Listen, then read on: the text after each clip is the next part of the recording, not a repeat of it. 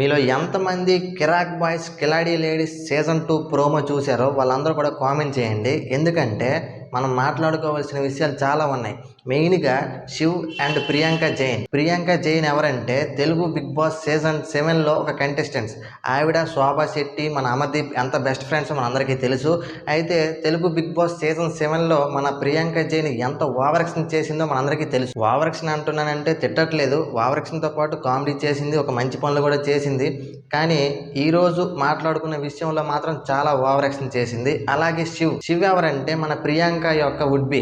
ఈయన చేసిన ఓవరాక్షన్ చూస్తే నిజంగా చాలా చిరాకు అనిపించింది. మరి మీకు కూడా అలాగే అనిపిస్తే కామెంట్ చేయండి. అసలు ఏం జరిగిందంటే ఈ కిరాక్ బాయ్స్ కిలాడీ లేడీస్ ప్రోమో అయితే వచ్చింది కదా, ఆ ప్రోమోలో మన శివ్ ఏమంటాడంటే ఈ సీజన్లో బాయ్స్ గెలిచినంత వరకు ప్రియాంకతో బ్రేకప్. అంటే ఆ బ్రేకప్ ఎలాంటిదో మనకు తెలియదు, ఆ బ్రేకప్కి మీనింగ్ కూడా మనకు తెలియదు. అంటే టీఆర్పీ కోసం వీళ్ళ ఓవరాక్షన్ ఎంతవరకైనా చేస్తారు. చాలా మంది పాపం చూసి నిజమేనా అని బాధపడుతున్నారు.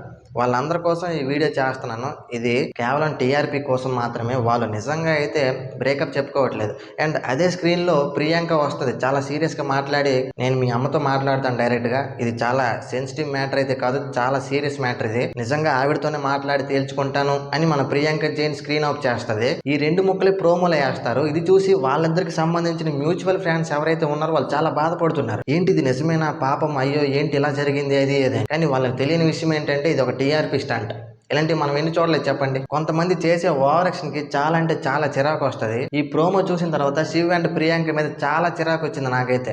ఏంటిది అంత అవసరమా? మన శ్రీముఖి, ఇమాన్యుయల్ అండ్ తేజస్విని వీళ్ళందరూ ఎంత నేచురల్గా చేస్తున్నారు, వాళ్ళకున్న టాలెంట్ని చూపించుకుంటున్నారు.